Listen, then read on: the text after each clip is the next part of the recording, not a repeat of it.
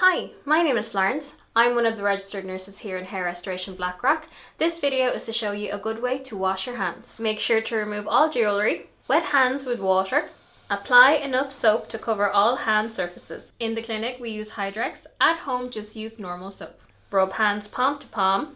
Rub right palm over left dorsum with interlaced fingers and vice versa. Rub palm to palm with fingers interlaced. Rub the backs of fingers to opposing palms with fingers interlocked. Do rotational rubbing of left thumb clasped in right palm and vice versa. Do rotational rubbing backwards and forwards with clasped fingers of right hand in left palm and vice versa. Rinse your hands with water.